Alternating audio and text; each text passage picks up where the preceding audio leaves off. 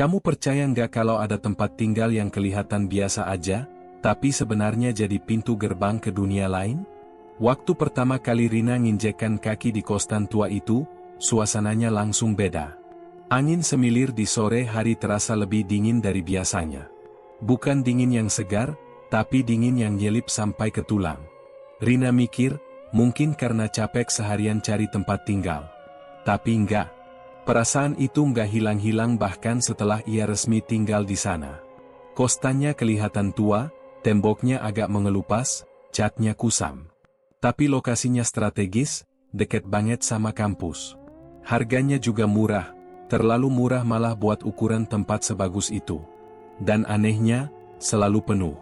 Kamar kosong langsung diisi dalam hitungan hari. Rina sempat mikir, lah, segini murah dan strategis, pasti banyak yang rebutan, kan? Tapi belakangan, dia sadar, bukan itu alasan kosan ini selalu penuh. Hari pertama dia masuk kamar, ada aroma aneh. Bukan bau bangkai, bukan bau amis, tapi lebih kayak campuran dupa yang gosong sama bau tanah basah. Kayak aroma kuburan habis diguyur hujan. Padahal kamar udah dibersihin. Bahkan Pak Surya, pemilik kos, bilang, kamar ini spesial. Nggak semua orang bisa dapat. Waktu itu, Rina senang banget. Dia pikir ini rezeki anak rantau. Tapi baru 3 hari di sana, mimpinya mulai aneh. Setiap malam dia mimpi berada di lorong sempit gelap, dikejar sosok bayangan yang nggak punya wajah.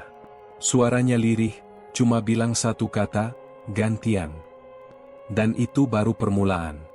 Di malam keempat, dia ketemu Yani, teman kos sebelah kamar yang mukanya pucat kayak nggak pernah kena matahari.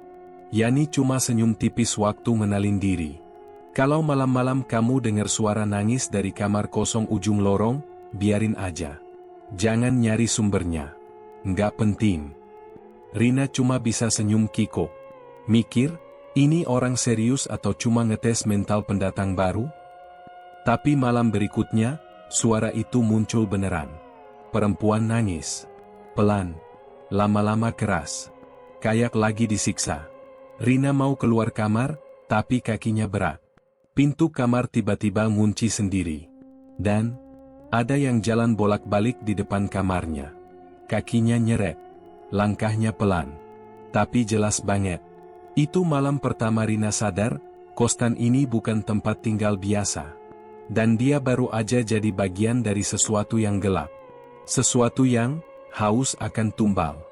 Hari-hari pertama di kosan itu berjalan aneh, tapi nggak langsung kelihatan jelas. Semuanya terasa kayak mengganjel, tapi susah dijelasin. Rina sempat mikir mungkin dia cuma butuh waktu buat adaptasi. Tapi lama-lama, hal-hal kecil mulai bikin bulu kuduknya berdiri. Misalnya, setiap pagi jam 3, lampu lorong depan kamarnya selalu nyala sendiri. Padahal waktu siang, lampunya mati dan kalau dicoba, nggak nyala. Rina udah pernah ngomong ke Pak Surya soal itu. Tapi jawaban Pak Surya cuma, udah biasa, Mbak. Emang gitu dari dulu. Jawaban itu bikin Rina makin heran. Kalau lampunya rusak, kenapa bisa nyala sendiri pas jam 3 pagi doang? Terus ada juga kejadian di dapur. Waktu Rina lagi masak mie tengah malam, dia dengar ada suara orang batuk dari pojokan. Pelan, kayak orang tua. Tapi waktu dia nengok, nggak ada siapa-siapa. Dan yang bikin merinding, kompor tiba-tiba nyala sendiri. Padahal jelas-jelas dia belum muter knopnya. Yani, yang sering diajak ngobrol pas sore, cuma ngasih saran yang aneh. Kalau ngerasa ada yang aneh, pura-pura aja nggak dengar. Jangan diladenin. Rina makin bingung. Maksudnya? Yani ngelirik ke arah lorong yang mengarah ke belakang kos, terus ngomong pelan, kadang mereka cuma mau diperhatiin. Tapi kalau kamu bales, mereka nempel. Sejak saat itu, Rina jadi lebih waspada. Tapi yang bikin tambah nggak wajar, bukan cuma suara-suara atau lampu yang hidup sendiri. Semua penghuni kos, termasuk Yani, kelihatan selalu sibuk tapi nggak pernah pergi kuliah. Rina jarang lihat mereka keluar kamar siang hari. Tapi pas malam, kosan kayak hidup. Ada yang jalan bolak-balik di lorong, pintu kamar bunyi nutup sendiri, suara air keran nyala padahal semua orang ngunci kamar. Dan yang paling bikin Rina nggak bisa tidur adalah papan nama di pintu kamar. Setiap pagi, dia nemuin ada bekas goresan di sana. Kayak ada yang nulis sesuatu terus dihapus pakai kuku. Lama-lama dia bisa baca samar-samar, jangan jadi yang berikutnya. Rina nggak ngerti maksudnya apa. Tapi tiap lihat tulisan itu, jantungnya langsung berdetak lebih kencang. Ada rasa takut yang muncul dari tempat yang dalam. Bukan takut karena hantu, tapi takut karena dia ngerasa, ada sesuatu yang ngamatin dia. Nunggu. Dan mungkin, Rina udah masuk terlalu jauh. 2 minggu tinggal di kosan itu, Rina mulai ngerasa ada sesuatu yang salah, bukan cuma dari suasana, tapi juga dari orang-orangnya. Awalnya Rina masih berusaha mikir positif. Tapi semua berubah waktu dia nemuin buku harian bekas di lemari kamarnya. Bukunya udah usang, kertasnya kecoklatan, beberapa halaman robek. Tapi tulisannya masih kebaca. Buku itu milik seseorang bernama Ayu.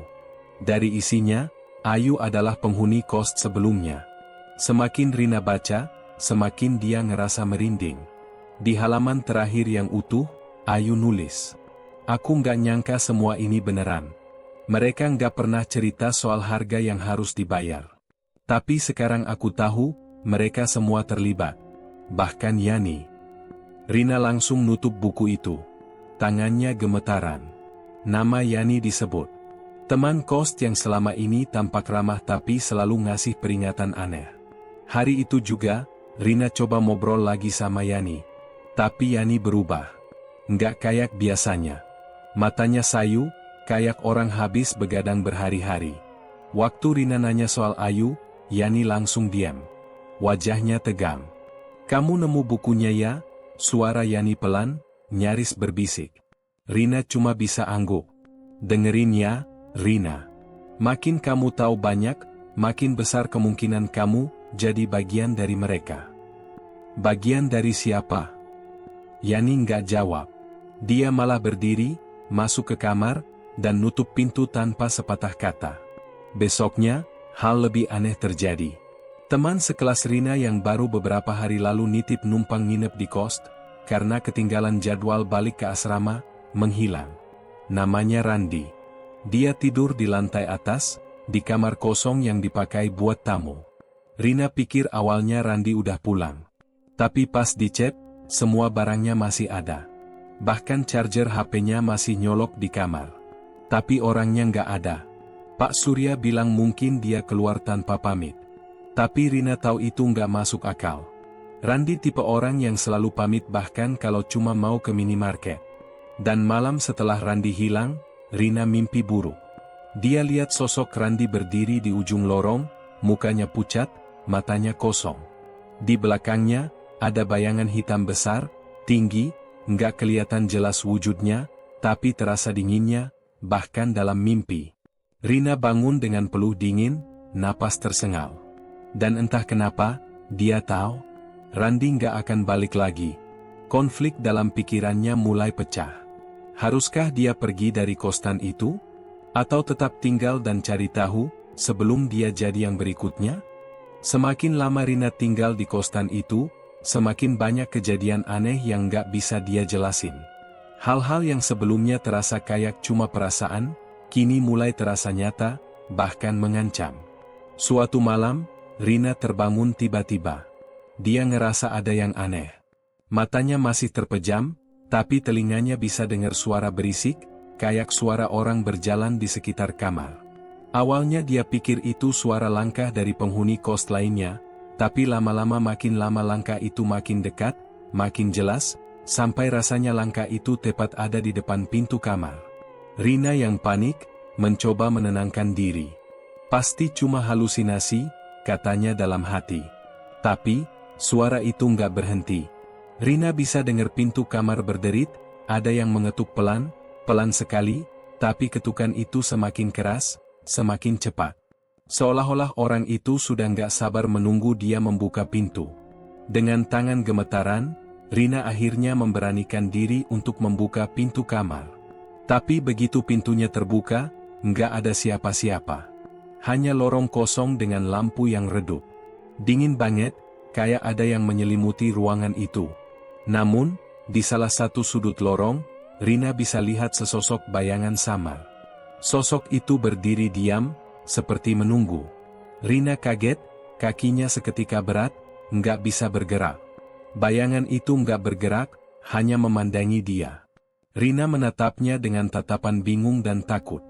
Tiba-tiba, bayangan itu menghilang dalam sekejap. Rina merasa seolah dia kehilangan kendali atas dirinya sendiri, seperti dia juga jadi bagian dari sesuatu yang lebih besar dan gelap. Tapi dia nggak bisa berhenti untuk merasa ada sesuatu yang harus dia ungkap. Keesokan harinya, saat dia cerita ke Yani, Yani cuma diam. Wajahnya terlihat lebih pucat, semakin ketakutan. "Kamu udah mulai lihat mereka, ya?" tanya Yani dengan suara parau. Rina cuma mengangguk pelan. "Jangan coba-coba deketin mereka. Itu bukan manusia lagi," kata Yani pelan, hampir nggak kedengeran. Hari-hari setelah itu, kejadian-kejadian aneh terus berlanjut. Bahkan semakin sering. Suara-suara aneh dari kamar kosong di ujung lorong mulai terdengar lagi. Suara tangisan, suara langkah kaki yang tidak bisa dijelaskan. Rina mulai merasa nggak aman di kosan itu. Setiap malam, dia merasa seolah ada yang memperhatikannya. Tapi yang paling mengganggu adalah perubahan pada dirinya sendiri. Makin lama, Rina merasa ada perubahan dalam dirinya. Dia jadi lebih mudah marah, lebih sering merasa cemas tanpa alasan. Dan, yang lebih buruk, nilai-nilai kuliah yang sempat susah ia raih, tiba-tiba membaik tanpa usaha yang berarti. Semua ini terasa terlalu sempurna untuk jadi kenyataan. Ada sesuatu yang salah. Rina mulai menyadari bahwa kosan ini nggak cuma memberikan kenyamanan, tapi juga mengorbankan sesuatu yang lebih berharga. Dan dia mulai merasa bahwa dirinya sedang diburu oleh sesuatu yang sangat mengerikan. Rina sudah nggak bisa tidur tenang lagi. Kejadian-kejadian aneh yang menimpa dirinya semakin membuatnya merasa terjebak dalam sesuatu yang nggak bisa dia hindari. Tapi rasa takut itu mulai berubah menjadi tekad. Dia harus tahu apa yang sebenarnya terjadi di kosan itu. Setiap malam, pikirannya semakin dipenuhi pertanyaan yang nggak bisa dia jawab. Apa yang sebenarnya terjadi di sini? Kenapa semuanya bisa jadi begitu gelap? Suatu pagi, saat sedang duduk di ruang tamu kosan, Rina melihat Pak Surya lewat. Tanpa bisa menahan rasa penasaran, dia memutuskan untuk menghampiri pria tua itu. "Pak, ada yang harus saya tanya," ucap Rina, suaranya pelan, tapi ada ketegangan di dalamnya.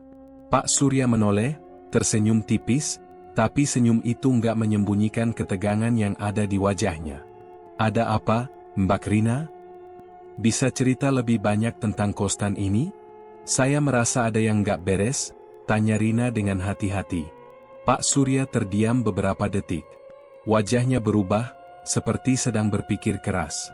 Akhirnya, dia menarik napas panjang dan berkata, "Kosan ini punya sejarah yang panjang, Mbak.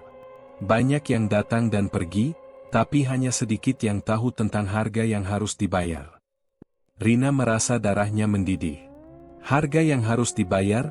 tanya Rina, hampir nggak percaya dengan apa yang didengarnya. Pak Surya mengangguk pelan. "Kosan ini memang bukan sembarang tempat. Dulu, beberapa tahun lalu, kosan ini jadi tempat perjanjian dengan kekuatan yang nggak bisa dipahami manusia biasa. Ada yang menyebutnya pesugihan." Rina terkejut. Selama ini dia cuma dengar cerita-cerita tentang pesugihan di luar kota, di tempat-tempat yang jauh dari Semarang. Tapi nggak pernah terbayang kalau kosan yang dia tinggali ini terlibat dalam hal seaneh itu. Pak Surya melanjutkan, "Setiap penghuni yang datang ke sini, biasanya akan mendapatkan keberuntungan. Keberuntungan besar. Tapi itu ada harganya. Setiap kali ada yang berhasil meraih impian atau kaya mendadak, ada yang harus jadi tumbalnya. Mereka yang nggak bisa keluar, yang terperangkap di sini. Dan itu sudah terjadi berulang-ulang." Rina merasa jantungnya berdetak cepat. "Tumbalnya, siapa?" tanya Rina dengan suara tercekat. Pak Surya menatap Rina dalam-dalam, matanya seakan mengingatkan sesuatu yang sangat gelap. "Bisa jadi siapa saja. Bisa jadi orang terdekat. Atau bisa juga orang yang baru datang. Seperti yang terjadi pada Ayu, dan sekarang, mungkin kamu. Rina merasa ada sesuatu yang berat menekan dadanya. Perasaan takut itu semakin menguasai dirinya. Apa yang harus dia lakukan? Berhenti, atau terus melangkah? Sebelum Rina bisa bertanya lagi, Pak Surya mengangkat tangan, memberi isyarat agar dia berhenti. Mungkin sudah waktunya bagi kamu untuk memilih, Mbak Rina. Pergi sekarang atau terima harga yang harus dibayar. Rina mundur perlahan. Semua yang dia dengar rasanya seperti mimpi buruk yang gak bisa dia hindari. Tapi satu hal jelas di pikirannya, ini semua gak akan berhenti sampai dia tahu lebih banyak. Setelah semua kejadian aneh dan penjelasan samar dari Pak Surya dan Yani, Rina sadar satu hal, dia gak bisa terus diam dan berharap semuanya bakal membaik sendiri. Kalau memang Kostan ini tempat pesugihan dan dia bagian dari siklus tumbal, maka satu-satunya cara untuk selamat adalah melawan. Bukan lari. Pagi itu, Rina mulai nyusun rencana. Dia tahu, ngelawan sesuatu yang gak kelihatan bukan hal gampang. Tapi dia juga tahu, diam itu lebih bahaya. Dia mulai dari hal kecil. Keliling Kostan. Perhatiin tiap sudut bangunan. Ada yang janggal di dinding belakang, bekas pintu yang disemen. Lalu di bawah tangga, dia nemuin semacam kotak kayu kecil tersembunyi. Di dalamnya ada rambut, kuku, sama foto-foto lusuh yang dibakar sebagian. Foto-foto penghuni lama. Termasuk Ayu. Saat Rina nunjukin benda itu ke Yani, ekspresi Yani langsung berubah. Panik. Itu barang ritual, kata Yani cepat. Mereka itu media pengikat tumbal. Kalau kamu ganggu, bisa bahaya. Berarti makin jelas ini bukan cuma mitos, Yan, jawab Rina. Dan kalau kita mau keluar dari sini, kita harus hancurin semua ini. Yani sempat ragu. Tapi akhirnya mengangguk. Kita cuma punya satu kesempatan. Kalau gagal, kita bisa digantikan. Rina dan Yani sepakat, mereka bakal ke kamar ujung malam nanti. Mereka bawa senter, korek api, dan botol bensin bekas yang Rina pinjam dari penjaga warung depan. Rina tahu risikonya besar. Tapi rasa takut udah berubah jadi kemarahan. Jam 2 malam, mereka mulai gerak. Kostan sunyi banget. Lampu lorong mati semua. Suasananya kayak nahan napas. Langkah kaki mereka terdengar jelas di lantai kayu yang bunyinya berderit. Kamar ujung itu, yang selama ini dikunci, ternyata terbuka sedikit. Kayak udah nunggu mereka. Begitu masuk, Rina langsung ngerasa tekanan di dadanya. Bukan cuma karena udara di kamar itu lembab dan bau, tapi juga karena aura kamar itu beda. Dindingnya penuh simbol dan tulisan yang mereka nggak ngerti. Di tengah ruangan, ada altar kecil, dari kayu tua. Di atasnya, ada foto-foto korban sebelumnya, serpihan rambut, dan kertas doa yang udah setengah terbakar. Rina tanpa pikir panjang nyiramkan bensin ke altar. Tangan Yani gemetaran waktu nyalain korek. Tapi sebelum korek itu dijatuhkan, terdengar suara dari lorong. Pelan. Menyeret. Ada yang jalan ke arah mereka. Cepat, bisik Rina tegang. Yani ragu sejenak, tapi akhirnya dia jatuhin korek. Api langsung menyambar. Altar terbakar hebat. Tapi suara dari lorong makin dekat. Rina ngintip lewat celah pintu. Pak Surya. Tapi wajahnya bukan wajah orang biasa lagi.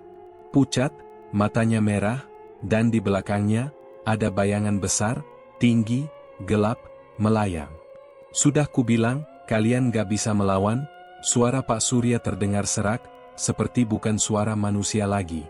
Tapi Rina gak mundur. Dia lempar satu botol bensin ke arah pintu. Api menyambar dinding. Rina dan Yani lari keluar kamar, hampir jatuh di lorong sempit itu. Mereka nggak berhenti lari sampai keluar Kostan. Nafas terengah, dada sesak, tapi mereka terus lari. Dari luar, mereka lihat kamar itu terbakar. Tapi anehnya, api nggak menjalar. Seolah hanya membakar ruangan itu saja.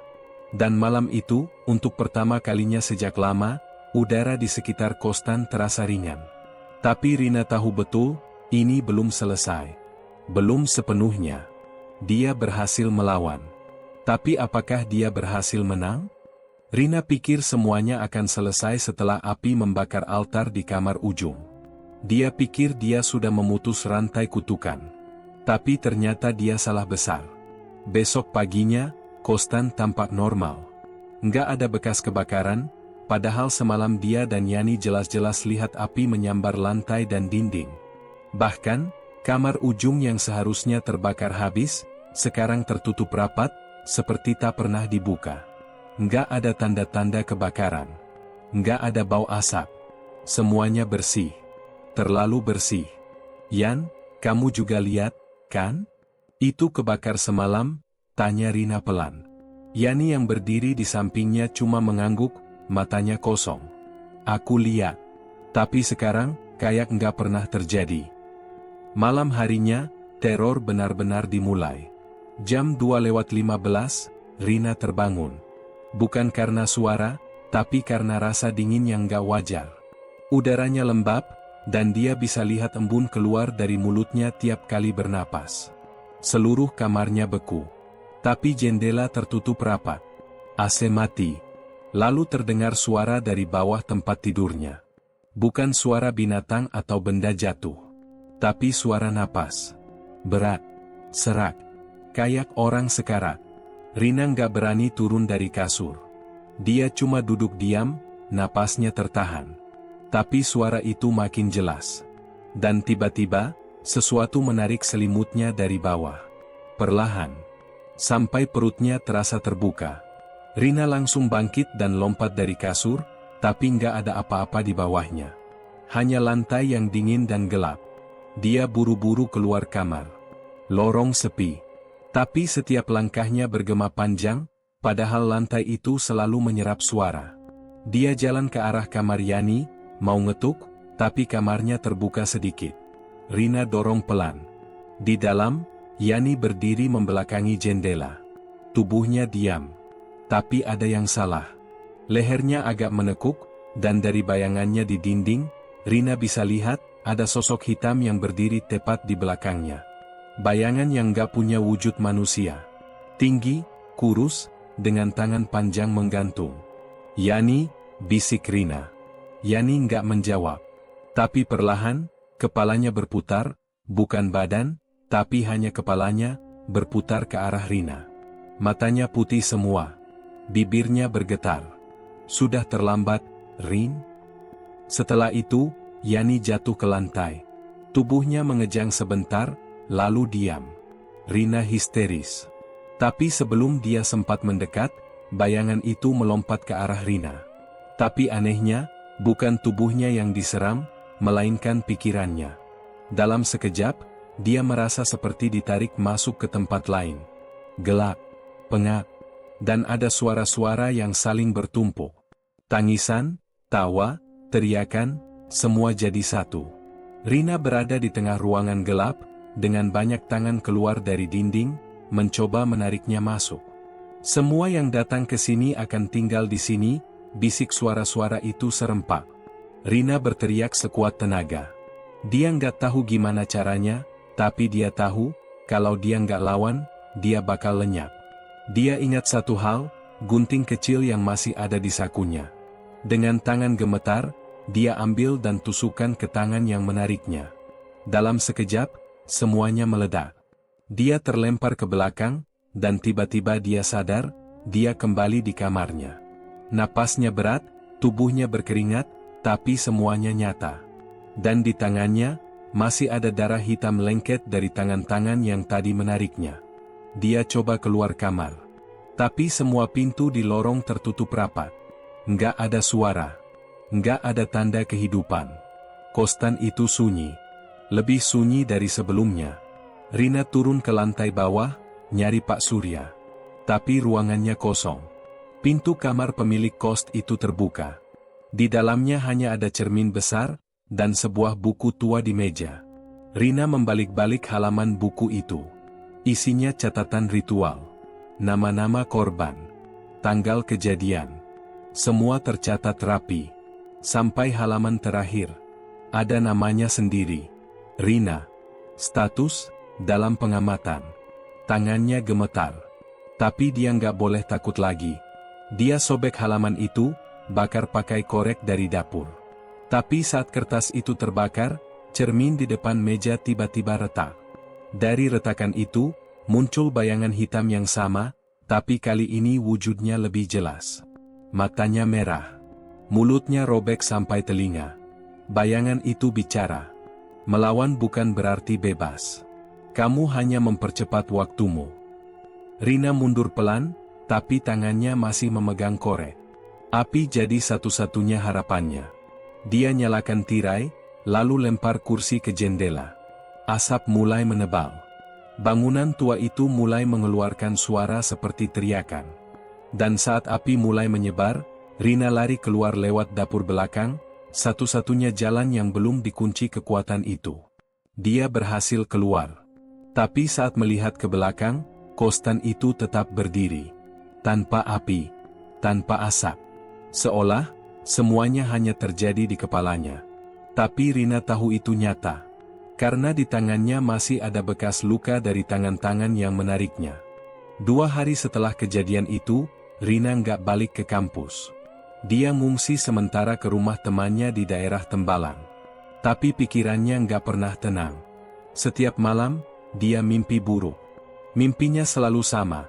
Dia terjebak di lorong kostan itu, semua pintu terkunci, dan sosok bayangan hitam itu menunggu di ujung lorong.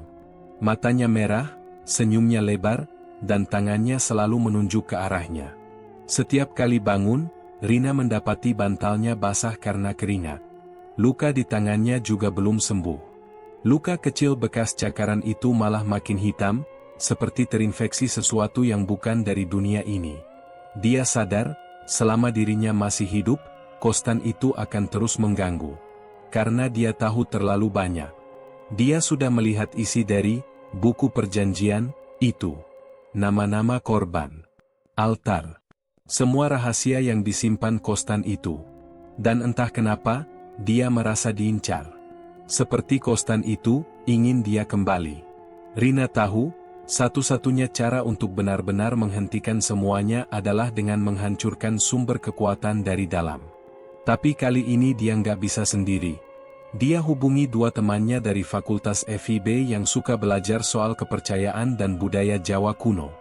Namanya Vira dan Bagas. Mereka pernah ikut penelitian tentang ritual pesugihan di daerah lereng Merapi. Waktu Rina cerita, awalnya mereka nggak percaya. Tapi setelah Rina tunjukin foto-foto simbol dari kamar ujung dan coretan-coretan dari buku Pak Surya, wajah mereka langsung berubah. Ini serius banget, Rin, kata Vira pelan. Simbol-simbol ini bukan cuma dekorasi. Ini pengikat. Kalau kamu cuma bakar altarnya tanpa hancurkan intinya, kamu cuma ngebangunin kekuatannya. Intinya itu apa? Perjanjian awalnya. Biasanya bentuknya bukan cuma tulisan atau benda, tapi bisa juga berupa ikatan jiwa. Pengikatnya bisa jadi orang itu sendiri. Maksudnya? Pak Surya? Bagas mengangguk. Kalau dia yang mulai semuanya, dia juga yang jadi perantara. Selama dia hidup, perjanjian itu aktif. Dan kalau kamu bilang kamu udah lihat namamu di buku, artinya kamu calon penerusnya. Darah Rina langsung dingin. Mereka mau aku gantiin posisi Pak Surya? Bisa jadi. Apalagi kamu udah masuk ke kamar ritual. Udah bawa luka fisik dan batin. Itu sering jadi syarat transisi. Rina merasa mual. Dia bukan korban lagi.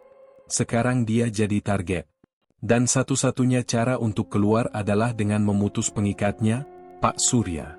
Malam itu juga, mereka bertiga balik ke kostan. Rina udah pasrah. Kalau dia harus menghadapinya, dia akan lakukan. Apapun risikonya. Kostan itu terlihat seperti biasa. Lampunya menyala, gerbangnya terbuka. Tapi nggak ada suara, nggak ada penghuni lain. Seolah tempat itu tahu siapa yang datang. Begitu mereka masuk ke ruang depan, suhu langsung turun drastis. Udara jadi pengap. Dan dari tangga, Pak Surya muncul. Tapi wajahnya bukan seperti biasanya. Lebih tua. Lebih gelap. Matanya kosong. Tubuhnya membungkuk, seperti menanggung beban besar. Kalian kembali? Sudah waktunya, katanya pelan. Kita tahu semua, Pak, jawab Rina tegas. Kita tahu tentang perjanjiannya, tentang tumbal, tentang altar itu. Saya nggak akan jadi bagian dari ini. Pak Surya melangkah pelan ke arah mereka.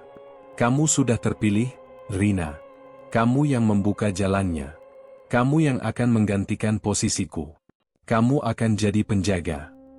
Aku bukan penjaga. Aku korban, bentak Rina. Tiba-tiba, seluruh lampu di kosan mati. Gelap total.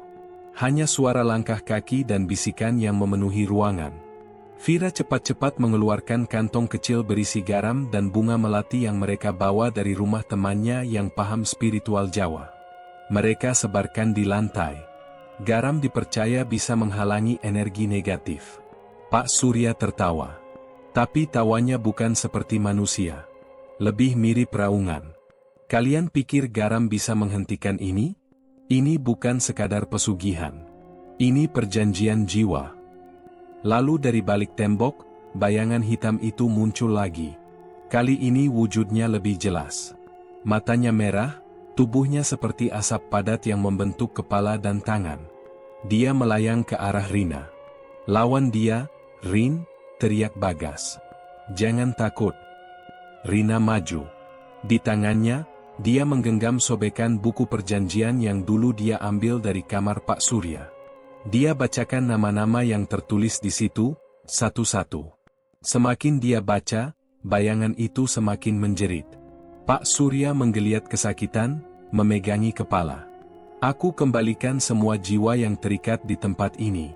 Aku bukan bagian dari kalian, teriak Rina. Tiba-tiba, cermin besar di ruang tamu meledak. Dari pecahannya keluar asap hitam yang menyebar ke seluruh ruangan. Rina dan teman-temannya menutup wajah dengan kain basah. Mereka lari keluar. Saat mereka berbalik, kosan itu perlahan mulai menghilang. Bukan terbakar. Bukan runtuh. Tapi benar-benar lenyap. Seolah nggak pernah ada. Rina berdiri terpaku. Nafasnya berat. Tapi untuk pertama kalinya sejak berbulan-bulan, dia merasa ringan. Bebas. Tapi, di tangannya, luka itu masih ada. Masih hitam. Dan denyutnya belum berhenti. Sudah seminggu sejak malam itu. Kosan tua di Semarang yang dulunya berdiri menyeramkan di pinggir jalan kecil dekat kampus, sekarang benar-benar hilang. Nggak ada sisa bangunan. Nggak ada puing. Bahkan orang-orang sekitar bilang, mereka nggak pernah lihat ada kosan di situ. Seolah bangunan itu cuma ilusi. Cuma ada di ingatan segelintir orang, termasuk Rina. Rina sekarang tinggal di rumah kontrakan kecil bersama Vira. Bagas pulang ke Jogja, tapi mereka masih sering tukaran kabar lewat chat. Rina mulai kembali kuliah. Duduk di kelas, ikut presentasi, ngerjain tugas. Semua terlihat normal. Tapi yang terasa aneh justru karena semuanya terasa terlalu normal. Teman-teman di kelas nggak pernah nanyain soal Randi, teman mereka yang hilang. Nggak ada pembicaraan soal Ayu, soal Yani, atau bahkan kosan yang dulu penuh penghuni. Semua seolah lupa. Seolah mereka memang nggak pernah ada. Saat Rina nanya ke teman dekatnya, kamu masih ingat Randi nggak? Jawabannya bikin dia merinding. Randi siapa, Rin? Itu bukan cuma satu atau dua orang. Semua jawabannya sama. Nggak ada yang ingat. Nggak ada yang kenal. Padahal Rina punya foto bareng Randi di HP-nya. Tapi waktu dia cek galeri, foto itu hilang. Foldernya kosong. Dia coba cari kontak Randi di HP. Nggak ada. Chat terakhirnya lenyap. Bahkan panggilan teleponnya pun nggak tersimpan di log. Semuanya terhapus, bukan cuma dari perangkat, tapi dari kenyataan. Rina mulai sadar, ada bagian dari hidupnya yang dihapus paksa. Sebagai kompensasi, mungkin. Sebagai biaya, untuk membebaskan dirinya. Luka di tangan Rina juga belum hilang. Luka itu udah dia obatin ke klinik, tapi dokter bilang gak ada infeksi, padahal warnanya tetap hitam. Kalau malam, luka itu terasa hangat, kayak ada detak jantung kecil di dalamnya. Kadang-kadang, Rina dengar bisikan saat lagi sendiri. Pelan banget, tapi jelas. Sudah bebas, tapi belum selesai. Vira juga mulai ngerasa ada yang aneh. Beberapa kali dia lihat bayangan orang berdiri di depan rumah, tapi waktu dicek, kosong. Lampu kamar tiba-tiba mati sendiri. Suara langkah kaki di tengah malam. Padahal mereka tinggal di rumah satu lantai, nggak ada lantai atas. Apa kita benar-benar udah bebas, Rin? Tanya Vira suatu malam. Rina diam beberapa saat, lalu menggeleng. Entah. Aku rasa kita cuma nutup satu pintu, tapi kayaknya pintu lain kebuka. Yang lebih aneh, Rina beberapa kali dapat mimpi aneh. Dalam mimpi itu, dia duduk di meja yang sama seperti milik Pak Surya. Di depannya ada buku catatan, dan dia menulis nama-nama. Bukan dia yang milih nama itu, tapi tangannya bergerak sendiri. Di mimpi itu, dia sadar penuh. Seolah itu bukan cuma bunga tidur, tapi perintah. Malam keempat setelah mimpi itu, dia bangun dengan satu bekas tulisan di pergelangan tangannya. Tulisannya samar, tapi masih bisa dibaca, tumbal pertama, Vira. Rina panik. Dia langsung bangunin Vira yang tidur di kamar sebelah. Tapi Vira baik-baik saja. Nggak ada yang aneh. Masih bisa ketawa. Masih bisa ngobrol. Tapi sepanjang hari, perasaan Rina berat. Seperti ada sesuatu yang menggantung. Dia mulai berpikir, apakah benar mereka menang? Apa yang terjadi waktu mereka menghancurkan kostan itu? Kenapa tiba-tiba semuanya lenyap seperti nggak pernah ada? Apakah itu memang hasil dari ritual mereka, atau justru jebakan yang membuat mereka percaya kalau semua udah selesai? Dan kalau semua penghuni lupa, kalau semua bukti hilang, artinya nggak ada yang bisa ngelacak semuanya lagi. Nggak ada saksi, nggak ada memori, kecuali dia, Rina sendiri. Malam itu, Rina berdiri di depan cermin, mandangin matanya sendiri. Kalau aku penerusnya, berarti aku juga pemutusnya. Atau aku bakal jadi bagian dari mereka. Dia nggak bisa bilang ke Vira. Nggak bisa minta tolong siapapun. Karena kali ini, dia sadar. Pertarungannya belum selesai.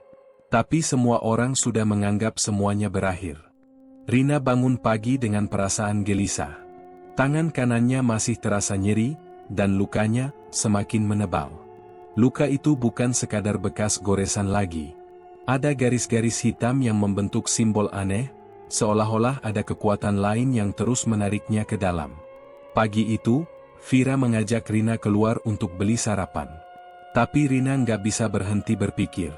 Sejak semalam, bayangan kata-kata itu terus terngiang di kepalanya, tumbal pertama, Vira. Tapi saat mereka berjalan keluar, ada yang janggal. Rumah kontrakan mereka terasa terlalu sunyi. Begitu Vira melangkah keluar, pintu depan mendadak tertutup dengan keras. Rina menoleh cepat, dan lihat Vira. Matanya kosong, seperti orang yang terhipnotis. Dan di belakang Vira, ada bayangan hitam yang semakin dekat. Vira, teriak Rina. Vira berhenti, tapi tubuhnya tetap kaku. Rina berlari menghampiri temannya, mencoba mengguncang tubuhnya, tapi Vira nggak bergerak. Matanya kosong. Wajahnya menatap lurus ke depan, seolah melihat sesuatu yang nggak ada di sana. Tiba-tiba, Rina merasa ada yang menarik kakinya. Tangannya, kakinya, dan seluruh tubuhnya terasa ditarik ke bawah, menuju lantai. Seolah lantai itu nggak lagi terbuat dari kayu dan semen, melainkan dari tanah yang basah dan berlumpur. Rina berteriak, tapi suara itu hanya terdengar samar, tersapu suara aneh dari bawah tanah. Dia mencoba melawan, tapi semakin dia berusaha, semakin keras tarikan itu. Rina, suara itu terdengar begitu familiar, begitu dalam. Suara Pak Surya. Rina memandang dengan mata lebar. Pak Surya? Apa yang terjadi? Pak Surya muncul di depan mata Rina, wajahnya penuh dengan penderitaan. Kamu nggak bisa keluar dari sini, Rina. Kita semua terikat pada tempat ini. Kamu hanya belum sadar. Tidak. Aku nggak mau jadi bagian dari ini, teriak Rina. Tapi Pak Surya hanya tersenyum. Kamu sudah menjadi bagian dari ini. Kamu bahkan lebih dari itu. Rina terkejut. Apa maksudnya? Lalu Pak Surya menunjuk ke arah Vira, yang masih berdiri diam. Mata Rina terbuka lebar saat menyadari kebenaran yang pahit. Vira bukan hanya temannya. Vira adalah bagian dari perjanjian itu juga. Dia sudah menjadi bagian dari kekuatan gelap yang mengikat mereka semua. Dengan gemetar, Rina berbalik menatap Vira. Vira, kamu juga? Vira akhirnya membuka mulut, suara seraknya terdengar dalam. Kamu pikir kamu bebas, Rin? Kita semua hanya alat. Alat untuk menjaga keseimbangan. Aku sudah tahu dari awal, aku bukan hanya temannya. Aku adalah bagian dari ritual ini. Dan aku yang memilihmu untuk menggantikan Pak Surya. Rina terdiam, tubuhnya terhuyung.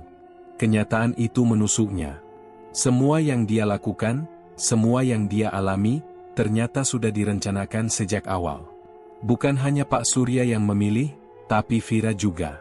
Dan ternyata, Rina bukan hanya penerus Pak Surya, tapi penguasa selanjutnya. Ketika Rina melihat Vira yang tersenyum penuh kemenangan, dia merasa dunia ini gelap. Semua yang dia percayai, semua yang dia pikirkan tentang kebebasan, ternyata hanya ilusi. Selama ini, dia hanya menjalani peran yang sudah ditentukan. Peran yang diatur oleh kekuatan yang lebih besar dari sekadar kostan tua itu. Dan di saat itu juga, Rina menyadari bahwa pintu keluar yang dia cari-cari, bukanlah jalan kebebasan. Justru, pintu itu mengarah ke dalam, ke tempat yang lebih dalam lagi. Dan Vira, temannya sendiri, adalah bagian dari penguasa gelap itu. Rina tak bisa kabur lagi. Dengan satu langkah terakhir, dia mengikuti jejak Vira. Mereka berdua, kini, menjadi bagian dari sesuatu yang jauh lebih besar dari yang pernah mereka bayangkan. Tumbal pertama, bukan Vira. Tapi dia sendiri. Tamat.